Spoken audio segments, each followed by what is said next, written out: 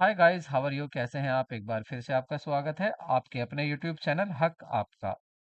लक्ष्य सीरीज का डे 4 होगा और आज हम रामबाण प्रश्न का यहाँ पर डिस्कस करेंगे डे 4 में। और वो क्वेश्चन होंगे जो किसी आयोग में पूछे जा चुके हैं या पूछे जा रहे हैं और पूछे जाएंगे भी। 99% ये पूछे जाएंगे, तो इन क्वेश्चन को आप अच्छे से कर लें। अगर वीडियो की लेंथ की बात करें तो देखिए, वीडियो छोटी भी हो जाती है, बड़ी भी। जैसा कंटेंट होता है, हम कोशिश करते हैं कि आपको ज़्यादा से ज़्यादा कोर्स कंप्लीट जल्दी से जल्दी आपका करा दें। आपने देखा होगा लास्ट वीडियो बहुत ज़्यादा लंबी हो गई थी क्योंकि उसका कॉन्सेप्ट ही लंबा था। कोई नहीं, ये तो सब चलता रहेगा। हमें कम या ज़्यादा नहीं देखना, मेहनत नहीं देखनी, बस अब तो रिजल्ट देखना है कि रिजल्ट अच्छा हो। अच्छा, साथ में एक रिक्वेस्ट आपसे और है, यदि आपने चैनल को अब तक सब्सक्राइब नहीं किया है तो प्लीज़ चैनल को सब्सक्राइब कर लें, वीडियो को लाइक कर लें, because we need your support. और आपकी सपोर्ट, आपका थंब इम्प्रेशन ही है कि आप इसको हमको इम्प्रेस करें और अपना चैनल हमारा सब्सक्राइब हो जाएगा। आपको कोई नुकसान नहीं होगा, बट हमारी सपोर्ट होगी। दो इन्फॉर्मेशन एक दो और देनी थी। नंबर वन तो ये है कि आपकी कॉमर्स और आपकी बीएसटी की क्लासेस और ईपीएस की साथ साथ चल रही हैं। दूसरी इन्फॉर्मेशन ये है कि आप बीएसटी की क्लासेस बीएसटी में भी काम आती हैं और ये आपकी कॉमर्स में भी काम आती हैं, तो आप दोनों को ही साथ साथ क्लास को देखते चलें। तो आज का फर्स्ट क्वेश्चन है आपका, निम्नलिखित में से इंक चेंज कर लेते हैं जरा। निम्नलिखित में से कौन सा एक व्यवसायिक संगठन का सिद्धांत नहीं है? तो which one of the following is not principle of business organisation? तो बिजनेस ऑर्गेनाइजेशन का कौन सा प्रिंसिपल नहीं है? उद्देश्यों का सिद्धांत, दक्षता का सिद्धांत, मतलब principle of objective, principle of efficiency, principle of division of the labour, और प्रिंसिपल ऑफ द प्रॉफिट, लाभ का सिद्धांत। आंसर सही होगा आपका, तो सही ऑप्शन होगा आपका D, principle of the profit. Principle of profit, लाभ का सिद्धांत। नेक्स्ट क्वेश्चन देखते हैं। अधिकतम अनुशासन होती है, तो मैक्सिमम डिसिप्लिन एग्जिस्ट इन, सबसे ज्यादा अनुशासन किस में होता है? तो आपको बताना है। नंबर वन, लाइन संगठन में, कर्मचारी संगठन में, या क्रियात्मक संगठन में, या लाइन और कर्मचारी संगठन में। तो सही आंसर होगा आपका, तो सही ऑप्शन होगा आपका लाइन संगठन, ऑप्शन ए। नेक्स्ट क्वेश्चन देखते हैं। संगठन आत्मक चार्ट के प्रकार में निम्न सम्मिलित नहीं है, इनमें से कौन सा ऐसा है जो संगठनात्मक चार्ट में शामिल नहीं किया जाता है? तो संगठन चार्ट में जो शामिल नहीं किया जाता है वो है आपका त्रिकोणीय चार्ट, या लंबवत चार्ट, समतलीय चार्ट, या वर्गाकार चार्ट। तो आंसर होगा आपका डी, कर्व चार्ट। ये आपका संगठन आत्मक चार्ट के प्रकार में शामिल नहीं किया जाता है। नेक्स्ट क्वेश्चन देखते हैं। संगठन का मानचित्र दर्शाता है, संगठन का डिवीजन ऑफ वर्क को दिखाता है, या डिवीजन ऑफ डिपार्टमेंट्स को दिखाता है, relationship between superior and subordinates दिखाता है, या ये सभी आंसर होंगे? तो सही आंसर होगा आपका डी, उपयुक्त सभी। मतलब ये सभी क्या है, ये संगठन का मानचित्र को दर्शाते हैं। नेक्स्ट क्वेश्चन देखते हैं। निम्न में से कौन सा एक सही है? निम्न में से कौन सा एक सही है? व्यापार उद्योगों का एक अंग होता है, वाणिज्य व्यापार का एक अंग होता है, वाणिज्य व्यवसाय का एक अंग होता है, या उद्योग वाणिज्य का एक अंग होता है? यहाँ पर बात हो रही है, देखिए, अगर बिजनेस की बात करें, अगर बिजनेस की बात करें तो बिजनेस के क्या होते हैं? इंडस्ट्री और कॉमर्स, दो टाइप होते हैं इसके। फिर कॉमर्स की भी बात करें तो ट्रेड और एड्स टू ट्रेड, ठीक है, या एक्सगलरी टू ट्रेड। तो यहाँ पर ये कह रहे हैं कि trade is a part of industry. ये जो ट्रेड है, क्या ये इंडस्ट्री का पार्ट है? नहीं। Commerce is a part of trade, क्या ये कॉमर्स आपका ट्रेड का पार्ट है? नहीं। Commerce is a part of business, क्या कॉमर्स बिजनेस का पार्ट है? यस। तो ऑप्शन क्या होगा? सी सही होगा। तो सही ऑप्शन है आपका C, industry is a part of commerce. Industry commerce का पार्ट नहीं है, बिजनेस का पार्ट। तो ऑप्शन सी आपका करेक्ट होगा। नेक्स्ट क्वेश्चन देखते हैं। एक संगठन का उत्तरदायित्व है, एक संगठन का उत्तरदायित्व निहित होता है लाइन अधिकारी में, स्टाफ अधिकारी में, अनौपचारिक अधिकारी में, या इन सभी में? तो सही आंसर होगा आपका ए, लाइन ऑफिसर्स, लाइन अधिकारी में। नेक्स्ट क्वेश्चन देखते हैं। वह संगठन जिनमें अधिकार विभिन्न स्तरों द्वारा ऊपर से नीचे की ओर प्रभावित होते हैं, तो उसको क्या कहते हैं? अधिकार जो होंगे ऑथोरिटी जो होगी वो फ्लो होगी from top to bottom. Top to bottom होगी तो उसको क्या बोलेंगे? अंतर इकाई प्रशासनिक संगठन होगा वह, या रेखा संगठन होगा, परियोजना संगठन होगा, रेखा एवं कर्मचारी संगठन होगा। तो सही ऑप्शन होगा आपका बी, लाइन ऑर्गेनाइजेशन, मतलब रेखा संगठन। नेक्स्ट क्वेश्चन देखते हैं। निम्नलिखित में से कौन सा एक व्यवसायिक संगठन का सिद्धांत नहीं है? उद्देश्य का सिद्धांत, दक्षता का सिद्धांत, श्रम विभाजन का सिद्धांत, या लाभ का सिद्धांत। तो कौन सा सिद्धांत नहीं है? ऑप्शन आपका डी, लाभ का सिद्धांत। नेक्स्ट क्वेश्चन देखते हैं। निस निशेष उद्योग, slack industries are the also known as. निशेष उद्योग को यह भी जाना जाता है जनिक उद्योग कहते हैं, या निष्कर्षण उद्योग कहते हैं, विनिर्माण उद्योग कहते हैं, या गौण गौण उद्योग कहते हैं। तो इसको कहते हैं आपका बी, एक्सट्रैक्टिव इंडस्ट्री। अब बात करें अगर एक्सट्रैक्टिव इंडस्ट्री कौन सी है? जो प्राकृतिक स्रोतों से जैसे पहाड़, भूमि, इनसे खोदकर कुछ निकाला जाता हो तो उसको क्या बोलते हैं? Extractive industry. और ये किस में आती है? प्राइमरी इंडस्ट्री के अंतर्गत आती हैं। नेक्स्ट क्वेश्चन देखते हैं। विकेंद्रीय संगठन का प्रमुख विकेंद्रीय संगठन का प्रमुख लाभ है उच्च अधिकारियों को अपना नियंत्रण क्षेत्र व्यापक बना लेता है, क्रियाओं का समन्वय स्वचालित हो जाता है, उच्च प्रबंध अपवाद द्वारा प्रबंध कर सकता है, या संचालन लागत कम हो जाती है। विकेंद्र का संगठन का प्रमुख लाभ बताइए क्या है? मतलब डिसेंट्रलाइजेशन। डिसेंट्रलाइजेशन का क्या प्रॉफिट होता है, क्या फायदा होता है, इसको बताना है। तो इसका ऑप्शन होगा आपका C, top management can manage by the exception. उच्च प्रबंध अपवाद द्वारा प्रबंध कर सकता है। ऑप्शन आपका सी सही होगा। नेक्स्ट क्वेश्चन देखते हैं। संगठन का अधिक्रम सिद्धांत निहितार्थ रूप से यह स्थापित करता है क्या? Scalar principle, scalar chain organisation, simplicity, low vote down. तो नंबर वन, एक अधीनस्थ एक ही प्रवर अधिकारी होना चाहिए, मतलब a subordinate should have only one superior.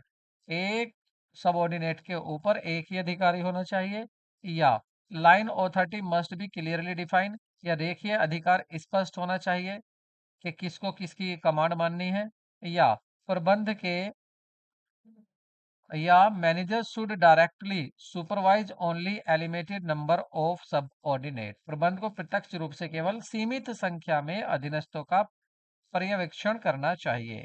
उसको पता होना चाहिए कि मेरे नीचे कितने हैं और उन्हीं को उसको पर्यवेक्षण करना चाहिए, सबऑर्डिनेट को, ज्यादा तो को नहीं, सभी को नहीं। All authority should be based in the one single person. सभी अधिकार एक ही व्यक्ति में होने चाहिए, ये बताता है क्या? तो स्केलर चैन बताता है आपका option C. Option C correct होगा कि एक जो आपका एक मैनेजर है उसको पता होना चाहिए कि उसके नीचे कितने सबऑर्डिनेट हैं, वो उनका ही ध्यान रखे, उनको ही सुपरवाइज करे। नेक्स्ट क्वेश्चन देखते हैं। Organisation structure where there is direct vertical relationship is called. संगठनात्मक संगठन जिसका प्रत्यक्ष लंबवत संबंध रहता है क्या कहलाता है? रेखीय संगठन, श्रृंखला संगठन, समादेश संगठन, या उपयुक्त में से सभी। तो सही ऑप्शन होगा आपका option D, all of the above. संगठन संरचना जिसमें प्रत्यक्ष लंबवत संबंध रहता है वो ये सभी होते हैं। नेक्स्ट क्वेश्चन देखते हैं। सेवा कर्मचारी कार्य का आशय है। Staff function refer. तो स्टाफ फंक्शन किसको रेफर करता है? संगठन के उन तत्वों को जो सभी सलाह और सेवा प्रदान करते हैं, या प्रबंधकीय कार्य के उस अंश को जो एक प्रबंध आदेश श्रृंखला के बाहर किसी आवंटित कार्य है, मतलब that part of manager work which N executive assigned to the someone outside the chain commands, या that counsel which is different from the function of the authority। उस सलाह से जो अधिकार कार्य से भिन्न है। तो या डी, सभी सही होंगे। तो सही ऑप्शन होगा आपका D, all of the above. Next question देखते हैं। रेखा और सहायक संगठन निम्नलिखित में से विस्तार है। तो ये किसका विस्तार है? रेखीय और सहायक संगठन, मतलब लाइन और स्टाफ ऑर्गेनाइजेशन किसका क्रियात्मक रूप है? ये क्रियात्मक संगठन का, रेखा संगठन का, अनौपचारिक संगठन का, सीमित संगठन का। तो ऑप्शन सही होगा आपका बी, लाइन ऑर्गेनाइजेशन, रेखीय संगठन का। ये क्वेश्चन मैं पहले भी बता चुका हूँ, काफी इंपोर्टेंट क्वेश्चन है और काफी बार ये आयोग ने पूछा भी है। सीमित संगठन का लाभ है, advantage of the committee organisation, quick decision होता है, ग्रेटर पार्टिसिपेशन होता है, सेंट्रलाइजेशन होता है, या डिवाइडेड रेस्पॉन्सिबिलिटी, रेस्पॉन्सिबिलिटी बढ़ जाती है। तो सही ऑप्शन होगा आपका बी। ऑप्शन बी होगा आपका, ग्रेटर पार्टिसिपेशन होता है, अधिक सहभागिता होती है स- समिति संगठन में। नेक्स्ट क्वेश्चन देखते हैं। श्रमिक विवेकीकरण का विरोध करते हैं। Worker oppose rationalisation because, rationalisation का वो क्यों विरोध करते हैं? श्रमिक जो होते हैं मजदूर, वो उसका विरोध किसका करते हैं? विवेकीकरण का विरोध करते हैं। तो विवेकीकरण का विरोध क्यों करते हैं? पूंजी के आधिपत्य के कारण, तालाबंदी के कारण, छटनी के कारण, या इस कारण से कि उन्हें कार्य अधिक करना पड़ेगा। तो सही ऑप्शन होगा आपका सी, छटनी के डर से। ठीक है, नेक्स्ट क्वेश्चन देखते हैं। रेखा और स्टाफ संगठन का प्रमुख लाभ क्या होता है? विभाजित उत्तरदायित्व होते हैं, केंद्रीय अधिकार होता है, विशेषज्ञ परामर्श होता है, शीघ्र निर्णय होता है। तो सही ऑप्शन होगा आपका सी, एक्सपर्ट एडवाइस। नेक्स्ट क्वेश्चन देखते हैं। भारत में व्यवसायिक उपक्रम की संख्या सबसे अधिक है। कौन से सेक्टर है हमारे यहाँ पर? पब्लिक सेक्टर है, प्राइवेट सेक्टर, ज्वाइंट सेक्टर, या कोऑपरेटिव सेक्टर? तो सही ऑप्शन होगा आपका बी, प्राइवेट सेक्टर भारत में सबसे ज्यादा है। नेक्स्ट क्वेश्चन देखते हैं। व्यवसाय में शामिल है, बिजनेस में इंक्लूड होता है क्या? ओनली ट्रेड, ट्रेड और इंडस्ट्री बोथ, या ऑल इंडस्ट्री, और इंडस्ट्री और कॉमर्स, या ओनली कॉमर्स? तो ये मैंने अभी बताया था आपको।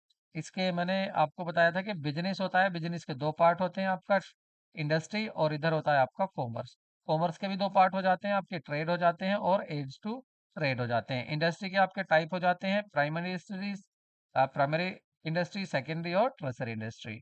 तो यहाँ किसके पूछे हैं? बिजनेस के पार्ट पूछ रहे हैं। तो देखिए बिजनेस के अंदर ये सभी आ रहे हैं, ऑल आ रहे हैं, ट्रेड भी है, इंडस्ट्री भी है और कॉमर्स भी है। तो ऑप्शन आपका सी सही होगा। नेक्स्ट क्वेश्चन देखते हैं। एक सहकारी संगठन सदस्यता को मत देने का अधिकार है। वेरी इंपॉर्टेंट क्वेश्चन है, काफी बार पूछा भी जा चुका है। कोऑपरेटिव ऑर्गेनाइजेशन की बात कर रहे हैं, इनको वोटिंग राइट की बात कर रहे हैं। तो प्रत्येक सदस्य द्वारा दिए गए पूंजी के अनुपात में जो जितनी पूंजी दे रहा है उतनी वोट देगा? नहीं।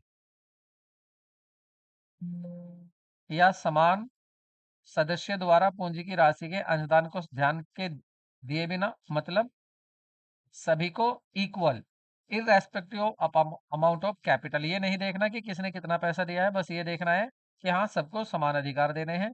या प्रत्येक सदस्य द्वारा धारित पूंजी के नामात्र मूल्य के अनुपात में, या प्रत्येक सदस्य द्वारा प्रदत्त वित्त ऋण को सम्मिलित करते हुए। तो सही ऑप्शन होगा आपका, सही ऑप्शन होगा आपका बी। ये नहीं देखना है कि किसने कितना पैसा दिया है, एक आदमी एक vote, one person one vote. ठीक है, ये प्रिंसिपल फॉलो होता है किसमें? कोऑपरेटिव सोसाइटी में। आयोग ने अभी आपका स्क्रीनिंग टेस्ट हुआ था, उसमें भी ये क्वेश्चन पूछा था, मतलब 2013 में पूछा था। नेक्स्ट क्वेश्चन देखते हैं। निम्नलिखित में से कौन सा सर्वाधिक लोकतांत्रिक संगठन है? Which of the following is the most democratic form of organisation? रेखीय, रेखीय और स्टाफ, फंक्शनल, कमेटी। तो सही ऑप्शन होगा आपका डी, कमेटी। नेक्स्ट क्वेश्चन देखते हैं। एक संगठन में परिवर्तन का विरोध किस कारण उत्पन्न हो सकता है? अनिश्चितता, अनिश्चितता के कारण, अहम अहम के कारण, जड़त्व के लिए, वरीयता के कारण, या उपरोक्त सभी कारकों के कारण? तो सही ऑप्शन होगा आपका ए, अनसर्टेनिटी, अनिश्चित काल, अनिश्चितता के कारण। नेक्स्ट क्वेश्चन देखते हैं। मछली पकड़ना वर्गीकृत किया जा सकता है। Fishing should be classify. देखिए मछली पकड़ने की बात हो रही है, ना कि मछली पालना। मछली पकड़ना कहाँ से पकड़ी जाती है? मछली समुद्र से। और समुद्र क्या है आपका? प्रकृति, प्रकृति की देन है, प्रकृति है आपकी। तो प्रकृति से आप चीजों को निकाल रहे हैं, तो निष्कर्षण कर रहे हैं आप, एक्सट्रैक्टिव इंडस्ट्री। तो ऑप्शन आपका ए सही होगा। ऑप्शन आपका ए सही होगा। जेनेटिक में क्या है? इसमें मछली पालना आता है, ना कि पकड़ना। मैन्युफैक्चरिंग में कोई गुड्स बनाया जाता है, और नन ऑफ दी ये है नहीं। तो ऑप्शन आपका ए सही होगा। नेक्स्ट क्वेश्चन देखते हैं। जिस संगठन में अधिकार अधिकार जिस संगठन में अधिकार सत्ता एक सीधी रेखा के रूप में प्रवाहित होती है उसे क्या कहते हैं? सैनिक संगठन, समिति संगठन या क्रियात्मक संगठन या पार्श्व संगठन। तो सही आंसर होगा आपका मिलिट्री ऑर्गेनाइजेशन। एक सीधी रेखा में सत्ता अधिकार मतलब ऑथोरिटी एक सीधी रेखा में चलती है। नेक्स्ट क्वेश्चन देखते हैं। आदेश की एकता का उल्लंघन होता है रेखीय संगठन में, रेखीय तथा स्टाफ संगठन में, क्रियात्मक संगठन में, उपरोक्त में से कोई नहीं। तो आदेश की एकता का उल्लंघन होता है आपका फंक्शनल ऑर्गेनाइजेशन में, क्रियात्मक संगठन में। तो कमेंट करके आप जरूर बताएं वीडियो आपको कैसी लगी है, ठीक है, और आपका टाइम सेविंग हुआ या नहीं ये भी आप जरूर बताएं। मिलते हैं नेक्स्ट वीडियो में। Take care, bye bye.